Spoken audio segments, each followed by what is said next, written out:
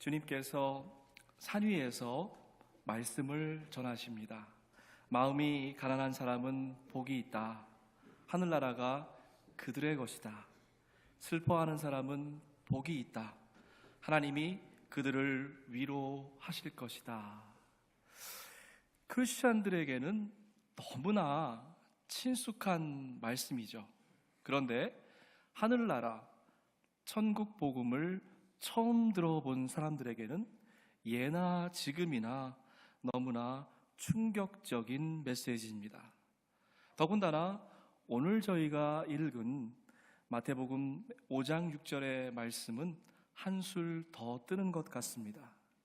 의에 줄이고 목마른 사람은 복이 있다. 그들은 배부를 것이다. 한마디로 말하면 이런 말씀이죠. 굶주리고 목마른 사람이 곧 배부른 사람이다. 여러분, 이게 도대체 무슨 뚱딴지 같은 말씀입니까? 복음서를 깊이 살펴보면 놀라운 사실을 발견하게 될 때가 참 많이 있습니다. 오랫동안 들판에 서서 주님의 말씀에 귀를 기울이고 있던 사람들, 아마도 그들은 자기들의 퍽퍽한 삶의 자리에서 배고픔과 또 목마름의 고통이 어떤 것이었는지를 너무나도 잘 알고 있었을 것입니다. 본문에 줄이다, 배고프다라는 말, 페이나오라는 그런 말은 그저 적당하게 허기를 느끼는 그런 상태가 아닙니다. 며칠간을 쫄쫄 굶어서 머릿속에 온통 밥 생각만 가득 차 있는 그런 상태가 오늘 본문이 이야기하는 줄이다라고 하는 말입니다. 또 목마르다고 하는 딥사오라는 말인데요, 그 말은 목이 바싹바싹 타오르는 그러한 통증을 느끼는 그러한 목마름, 그래서 정말 간절히 물을 원하는 상태를 이야기합니다. 이처럼 배고픔과 목마름은 인간들이 느끼는 원초적인 본능인 것이죠. 주님께서는 들판에 모여있는 군중들의 삶의 자리를 정확하게 이해하고 계셨습니다.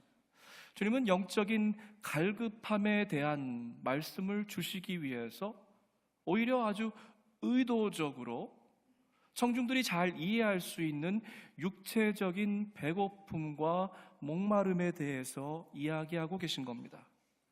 사실 저와 여러분은 절실한 배고픔과 목마름의 고통이 뭔지 쉽게 이해할 수 없습니다. 냉장고를 열면 먹거리가 가득 차 있고요, 때로 제때 먹지 못해서 버려야 되는 그러한 수고를 감당하기까지 합니다. 밴딩머신 앞에 가면 음료수를 쉽게 빼먹을 수 있고요, 돈이 없더라도 웬만한 빌딩에 들어가면 워터 파운틴에서 물을 마실 수가 있습니다. 여러분, 정말로 창자가 끊어지도록 배고프고 입술이 바싹바싹 마르도록 목말라 본 적이 있으십니까? 그럴 때 여러분, 어떤 현상이 벌어집니까? 하시던 모든 일을 다 중단해야 됩니다. 그리고 아무런 생각조차 할 수도 없습니다. 오로지 먹을 음식과 마실 물만 눈앞에 아른거리는 것이죠. 2차 세계대전 당시에 동굴에 갇힌 채 보급이 끊겨서 몇 달간 그러한 생활을 했던 연합군들이 어떻게 생명을 유지했는지 아십니까? 매일 밤 머릿속으로, 상상 속으로 파티를 여는 거예요. 그래서 자기가 가장 먹고 싶은 음식을 먹고 또 그거를 옆에 사람에게 나눠주는 그런 상상을 하면서 버텼다고 합니다. 주일 아침에 사랑하는 교우 여러분들께 좀 여쭙고 싶습니다. 여러분, 지금 가장 무엇 때문에 배고파 하십니까? 뭐가 여러분의 배고픔에 그러한 그 배고픔을 가져오는 것입니까? 오늘 말씀을 제대로 이해하려고 하면 이 질문에 무엇보다도 먼저 심각하게 대답을 하셔야 합니다. 지금 이 순간 여러분의 마음속을, 머릿속을 온통 지배하고 있는 그 배고픔이 무엇입니까? 그토록 간절하게 바라는 목마름이 무엇입니까? 성공, 출세를 배고파 하십니까? 가정적인 안정과 행복을 열망하십니까? 돈, 명예, 인간관계 이런 것들을 목말라 하십니까? 가만히 보면은요, 우리는 타는 목마름, 그리고 채워질 수 없는 갈증으로 가득 차 있는 그러한 세상을 살아가고 있습니다. 그렇기 때문에 사실 배고픔을 느낀다, 목말라 한다, 이거는 문제가 되는 것이 아닙니다. 그런데 진짜 문제는 많은 분들이 헛된 것들을 향한 허기, 그리고 갈증을 느끼면서 살아간다라고 하는 것이죠. 예수님께서는 의에 줄이고 목마른 자가 복이 있다, 이렇게 말씀하셨어요. 행복이나 쾌락, 부와 명예, 안정과 번영에 배고픈 자가 복이 있다라고 말씀하신 적이 단 한 번도 없습니다. 오늘 주님이 주시는 말씀은 우리가 갖고 있는 세속적인 가치와는 정반대되는 말씀을 하고 계신 것입니다. 마틴 로이드 존스는요, 웅변적으로 이렇게 이야기합니다. 만약에 세상에 있는 모든 사람이 의에 줄이고 목마르다는 말이 무슨 뜻인지를 알기만 한다면 이 세상에는 전쟁의 위협이 사라질 것이다, 이렇게 이야기했습니다. 여러분, 도대체 의에 줄이고 목마르다고 하는 말이 무슨 뜻입니까? 영어 성경을 보니까 이렇게 기록되어 있더라고요. 의에 줄이고 목마르다고 하는 것은 우리가 그토록 간절히 배고파하고 목말라 하는 것보다 하나님의 말씀에 더 순종하는 것이다, 이렇게 멋지게 번역해 놓았습니다. 의에 줄이고 목마르다고 하는 것은 먼저 그의 나라와 그의 의를 구하는, 하나님께 순종하는 그러한 마음이라고 하는 것이죠. 한 젊은 미국인 청년이 오사카에서 나가사키로 향하는 배를 타고 있었습니다. 이 젊은이는요, 일본 선교사로 헌신을 하고 오랫동안 훈련을 받았습니다. 그리고 드디어 꿈에 그리던 선교지로 이제 막 가고 있던 그러한 중이었습니다. 앞으로 만나서 말씀을 전하고 구원하게 될 그 영혼들에 대한 사랑으로 그 배에서 무릎 꿇고 기도한 후에 잠자리에 들었습니다. 그런데 얼마 지나지 않아서 폭풍우가 밀려오고 배가 한쪽으로 기울기 시작했습니다. 젊은 청년은 급히 구명대를 메고 갑판으로 올라갔습니다. 머지않아 곧 배는 침몰하고 폭풍 속에 몸이 잠기게 되었습니다. 그때 물속에서 허우적대고 있는 한 할머니를 발견하게 되었습니다. 1등석에 탄 사람에게만 배당된 자기가 하나밖에 없는 그 구명대를 벗어서 할머니에게 입혔습니다. 그리고 이 젊은 선교사는 자기 생애에 있어서 첫 번째 설교, 그리고 마지막이 될 설교를 그 할머니에게 했습니다. 할머니, 나중에 구출되면은요, 다른 사람들에게 이 말을 꼭 전하세요. 제가 할머니 대신 죽고 저의 생명을 할머니께 드린 것처럼 하나님은 이 세상에 인간으로 몸으로 오셔서 우리들의 죄를 위해서 대신 죽어주셨습니다. 그분의 이름이 바로 예수님입니다. 할머니, 이 사실을 믿으면 영원히 살게 됩니다. 짧은 설교지만 너무나 임팩트가 있는 그러한 설교인 것 같아요. 이 말을 마치고 청년은 깊은 물속으로 사라져 버렸습니다. 나중에 할머니가 구출되었습니다. 그리고 나서 일본 전역 방방곡곡을 다니면서 예수를 전하기 시작했습니다. 할머니가 전하는 복음의 내용은 간단합니다. 나는 예수가 누군지 몰랐습니다. 그런데 나를 구해준 젊은이가 예수가 내 죄를 대신해서 죽었다고 알려줬습니다. 할머니는 이 짧은 말을 할 때마다 펑펑 운 거예요. 자기 대신에 목숨을 내준 알지도 못하는 젊은 청년의 사랑, 그리스도의 사랑에 압도당했기 때문에 할머니는 울음으로 평생을, 나머지 생을 일본 전역에 복음을 전하는 전도자로 살아가게 되었습니다. 아마도 이 젊은 선교사는 미지의 나라 일본에 복음을 전하는 그러한 꿈을 안고 선교지를 향해 배에 승선했을 겁니다. 그러나 한 생명, 그것도 힘없는 한 할머니를 구원하려고 하는 그 성령의 감동 앞에 자기의 목숨을 기꺼이 내놓았던 것이죠.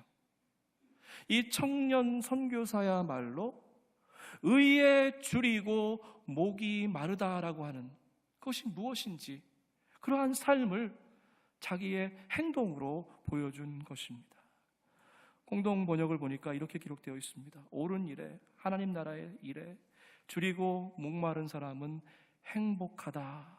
그들은 만족할 것이다. 여러분, 이 말씀을 보면은요, 주님께서는 의로운 자가 복이 있다라고 말씀하지 않으셨습니다. 여러분, 성경을 읽을 때 우리가 좀 깊이 볼 필요가 있어요. 주님께서는 의로운 자가 복이 있다 이렇게 말씀하지 않으셨어요. 의에 줄이고 목마른 자가 복이 있다. 그렇기 때문에 저와 여러분이 해야 될 일은 하나님의 나라, 그의 의를 구하고 애타게 찾는 일을 하면 되는 것입니다. 그 이후의 일은 하나님이 하실 일이에요. 우리가 하나님의 의를 찾기만 하면 그분께서는 우리를 만족해 해주신다라고 하는 것입니다. 우리는 때때로 열심히 신앙생활하고 열심히 교회 생활하고 열심히 사역하면 그것을 통해서 내가 의로워진다라고 착각할 때가 있습니다. 성경은 바리새파 사람, 누구나 다 아는 공식 의인이죠. 또 반대편에는 누구예요? 세리, 온 동네 사람들이 다 아는 공식 죄인입니다. 이 둘 중에 누가 더 의로운가라고 우리에게 묻고 있습니다. 그런데 주님께서는요, 이 말씀을 시작하시면서 아주 흥미롭고 독특한 청중에게 지금 말씀 걸기를 시도하고 계십니다. 누가복음 18장 9절의 말씀은 이렇게 시작합니다. 스스로 의롭다고 확신하고 남을 멸시하는 몇몇 사람에게, 주님이 지금 말씀하고 계신 어디언스는요, 자기 스스로 의롭다고 확신하는, 자기의 의로 충만한 그런 사람들에게 이야기하고 있는 것이죠. 그런데 자기의 의로 충만한 사람들의 나타나는 특징은 뭐냐면요, 주변 사람들은 다 틀렸다고 해요. 주변 사람들은 다 옳지 않다고 합니다. 그리고 다른 사람들을 멸시한다라고 오늘 본문에 기록되어 있습니다. 예수께서 비유로 말씀하십니다.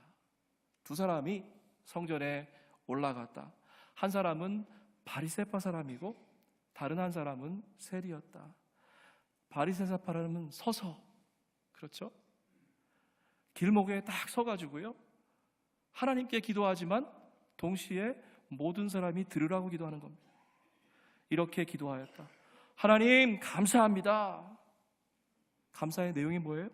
나는 남의 것을 빼앗은 자나 불의한 자나 간음한 자와 같지 않음을 감사합니다. 그 다음 말씀은 더 압권이에요. 손가락을 들어서 가리키면서 더구나 이 세리와는 같지 않음을 감사드립니다. 나는 일주일에 2번씩 금식하고요, 내 모든 소득의 11조를 바쳤습니다. 이것이 바리새인의 기도의 내용이었습니다. 얼마나 자기의와 영적인 교만으로 가득 차 있는 기도입니까? 그런데 세리는 뭐라고요? 바리새인 근처에도 오지 못했어요. 멀찍이 서서 하늘을 우러러볼 엄두도 내지 못하고 가슴을 치면서, 아, 하나님, 이 죄인에게 자비를 베풀어 주십시오. 아, 하나님, 이 죄인을 불쌍히 여겨 주십시오. 아, 하나님, 당신의 긍휼의 눈을 제게서 떨쳐주지 마십시오. 한 문장의 기도였습니다. 예수께서 말씀하십니다. 의롭다 하고 인정을 받고서 자기 집으로 간 사람은 뭐라고 하셨어요? 예수님도 손을 드셨어요. 저 바리새인이 아니라 바로 옆에 있는 이 세리라 라고 말씀하시는 겁니다. 누가복음의 말씀은 의에 줄이고 목이 마르다라고 하는 말이 무엇을 의미하는지 명확하게 보여주는 것입니다. 여러분, 전혀 상관이 없는 두 개의 따로 떨어져 있는 본문 같지만 오늘 누가복음의 말씀은 예수님의 산상수훈을 향해서, 그 설교를 향해서 말씀하고 있는 거예요. 하나님은 종교 행위에 관심을 두시는 것이 아니라 하나님과 올바른 관계를 맺기를 원하신다는 것입니다. 의에 줄이고 목말라 한다는 것은요, 훌륭한 종교인이 되라, 그저 남의 눈에 보기에 좋은 종교 행위를 해라 하는 말씀이 아닌 것입니다. 늘 하나님과 나와의 올바른 관계를 갖기 위해서 지난하게 몸부림치면서 주님께 나아가라라고 하는 말씀이죠. 주님께서 먼저 우리에게 보여주신 그 놀라운 사랑과 은총, 여러분, 저는 성만찬 주일을 대할 때마다, 주님의 몸과 피 앞에 설 때마다 그 첫사랑을 기억해요. 목사니 뭐 이런 거 다 떠나가지고요, 내가 주님 앞에 첫사랑을 고백했던 그 시간을 고백합니다. 그리고 회개해요. 주님, 제가 당신을 향한 사랑이 조금이라도 옅어졌다고 하면, 그 사랑의 부피와 무게가 조금이라도 가벼워졌다고 하면, 주님, 제 마음 가운데에 다시 찾아와 주셔서 오늘 주의 몸과 피를 받을 때에 첫사랑의 감격이, 첫 헌신할 때의 그 기쁨이 회복되게 하여 주시옵소서. 온 마음과 온 정성을 다해서 날마다 매 순간마다 주님을 만나려고 애쓰는 것이죠. 여러분, 사실 우리는요, 별다른 노력 안 해도 시간이 지나면 자연스럽게 배고프고요, 노력 안 하고 애쓰지 않아도 목마름을 느낍니다. 근데 우리 영혼도 마찬가지예요. 어거스틴은 이런 말을 했어요. 우리 영혼이 주님 안에서 평안을 누리기 전까지는 끊임없이 안정하지 못하고 우리의 영혼은 불안하다라고 얘기했습니다. 하나님으로부터 왔기 때문에 우리의 영혼이 하나님부터 멀어지면 자연스럽게 우리의 몸은 몰라도 우리의 영혼은 알 수 있는 것입니다. 마틴 로이드 존스는요, 탕자의 비유를 주석하면서 이런 말씀을 했어요. 사람들이 조금만 배고플 때에는 돼지 우리를 찾지만 정말로 배고플 때는 하늘 아버지를 찾는다. 여러분, 이 말씀을 좀 깊이 생각해 볼 필요가 있습니다. 지난 한 주간의 삶 가운데 여러분에게 분명히 배고픔과 갈증이 있었을 것입니다. 사업의 어려움, 육신의 아픔이 있었을 거예요. 그러나 그것은 어쩌면 조금만 배고플 때입니다.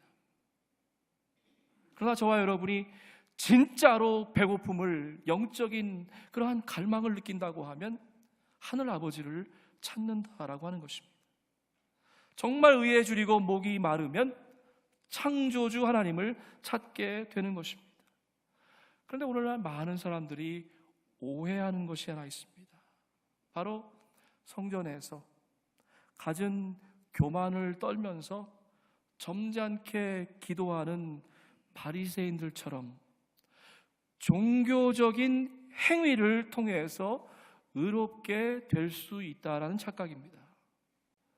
세리의 진정한 참회와 바리새인이 보여줬던 거의 퍼포먼스에 가까운 그러한 종교적인 공연을 구분해야만 하는 것입니다.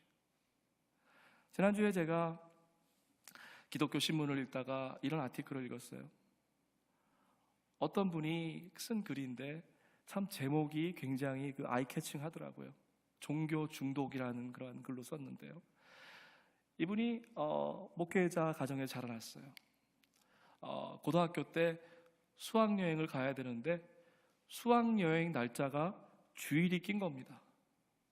그 지난해까지는 안 했는데 갑자기 바뀌어가지고 고민을 하다가 내가 주일날 수학여행 갈 수 없다.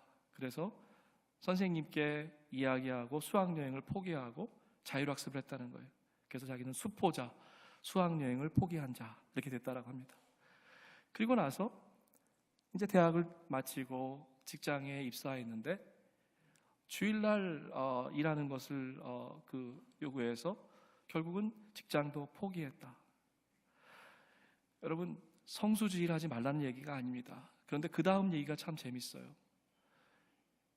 자기가 오랜 신앙생활하면서 수학여행을 포기하고 또 직장을 포기한 것이 마치 영적인 훈장처럼 느껴졌다는 거예요. 여기다 계급장 하나 달고 여기다 계급장 하나 달고. 그리고 나서 주일 성수를 하지 않는 사람들을 정죄하고 비난했다는 것입니다. 여러분, 순종은 하나님 말씀에 묵묵히 따라가는 것입니다. 종교 행위는 사람들이 하라고 정해놓은 일만 하는 것입니다. 순종은 성령의 감동을 따라 사는 것입니다. 마치 자기의 목숨을 위해 한 할머니에게 내어주라고 하는 그 성령의 감동에 즉각적으로 순종했던 그 젊은 순교자처럼 종교 행위는 인간들이 만들어 놓은 형식과 규례에 묶여 사는 것입니다. 잘 들어보세요. 순종은요, 하나님 한 분만을 두려워하는 것입니다. 그러나 종교 행위는 내가 이렇게 하면 옆에 있는 사람은 나를 어떻게 볼까 의식하고 걱정하고 신경 쓰는 것은 종교 행위인 것입니다. 저와 여러분의 영혼 깊은 곳에는 하나님이 아니고서는 채워줄 수 없는 깊은 공백이 있습니다. 여러분, 지금 이 순간 다시 한번 하나님 앞에 나아가십시다. 다시 한번 우리 하나님을 우리 삶의 우선순위에 초대하십시다. 눈에 보이는 급한 일, 당장 처리해야 되는 그 일을 하는 것이 아니라 나와 하나님의 관계가 지금 과연 올바른가, 이 문제에 포커스 하시길 바랍니다. 예수께서 말씀하셨어요. 나의 양식은 나를 보내신 분의 뜻을 행하고 그분의 일을 이루는 것이다. 우리 유진 피터슨 목사님은 의에 줄이고 목마르다는 그 말씀을요, 어떻게 번역했냐면 하나님을 향해서 좋은 에피타이트, 그러한 식욕을 갖게 되는 것이다 라고 번역했습니다. 여러분, 이제 그동안의 삶을 되짚어 보시면서 하나님과 나와의 관계를 새롭게 정립해 보시기를 바랍니다. 하나님께서는 저와 여러분에게 무슨 큰 일, 거창한 사업을 통해서 하나님께 영광 돌려라 이렇게 요구하시는 것이 아닙니다. 가난한 마음, 애통한 마음, 의에 줄이고 목말라 하는 그 마음으로 오늘 다시 한번 나와라라고 이야기하는 것입니다. 의에 줄이고 목마를 때 배부름을 얻게 된다. 여러분, 여기 기록된 배부르다는 말은 이런 의미입니다. 스펀지에 물이 흠뻑 젖어 있어서 조금만 누르기만 해도 물이 철철 흘러나오는 상태, 그것이 배부르다는 말의 의미입니다. 우리 삶이 예수님을 주인으로 모시고 살고 있나? 성령의 임재가 나와 나의 삶, 우리 또 자녀들의 삶 가운데에 생수처럼 넘쳐나고 있는가? 나의 하루가 과연 구원의 은총에 감격하는 벅찬 눈물이 있는 하루였나? 여러분, 결국 우리의 하루는요, 이렇게 평가될 수 있는 것 같아요. 무슨 일을 했나? 얼마나 많이 벌었나? 얼마나 많은 영향을 사회에 끼쳤나? 그게 아니라 내가 오늘 하루 동안 주님을 과연 얼마큼 사랑했나? 여러분, 우리의 2018년도 마찬가지입니다. 12월 마지막 날이 되어서 한 해를 결산할 때 다른 질문은 필요 없어요.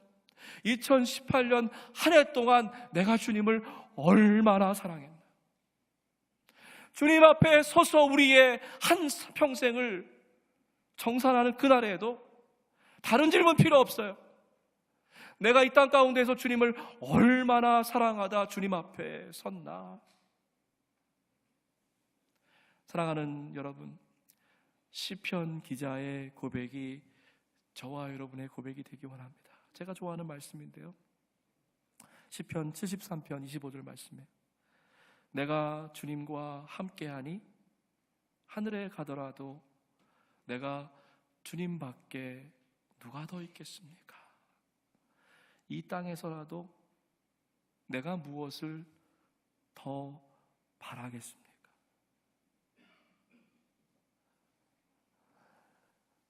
여러분, 성경에 짝이 있다고 하잖아요. 전혀 관계없는 말씀인 것 같은데, 의에 줄이고 목마른 삶, 이런 사람 아니겠어요? 내가 주님과 함께하니 하늘로 가더라도 내게 주님밖에 누가 더 있겠습니까? 땅에서라도 내가 무엇을 더 바라겠습니까? 이사야 선지자의 말씀을 여러분께 도전으로 드리기 원합니다. 너희 목마른 사람들아, 어서 물로 나오너라. 돈이 없는 사람도 오너라. 너희는 와서 사서 먹되 돈도 내지 말고 값도 지불하지 말고 포도주와 젖을 사거라. 그 다음 말씀 잘 들어보세요. 어찌하여 너희는 양식을 얻지도 못하면서 돈을 지불하고 배부르게 하여 주지도 못하는데 그것 때문에 수고하느냐? 메시지 성경은요, 진정한 음식이 되지 못하는 것을요, 정크 푸드, 또 카튼 캔디라고 이렇게 의역을 했습니다. 여러분, 언제까지 입에는 달콤하지만 몸에는 해가 되는 그러한 해로운 정크 푸드, 또는 눈에 보이는 것은 엄청나게 크지만 실상은 별 볼 일 없는 그런 솜사탕 같은 신앙에 의존해 사시겠습니까? 정말로 의에 줄이고 목마른 삶을 함께 살아가십시다. 주님께서 바로 지금 이 순간 저와 여러분을 간절히 기다리고 계십니다. 오늘 주일 예배 참 잘 나오셨어요. 여러분, 성전을 떠나시기 전에 하나님과 나와의 영적인 관계가 어떤지 좀 제대로 튜닝했으면 좋겠습니다. 혹시 나와 하나님의 사이가 지금 엇박자로 가고 있는지, 하나님이 앞에서 우리를 부르시는데 따라가지 못하고 뒤쳐 있거나, 아니면 하나님은 여기 계신데 자꾸 하나님 끌고 가려고 우리가 먼저 앞서가거나, 그런 엇박자의 삶이면요, 여러분 박자를 탁 맞춰야 돼요.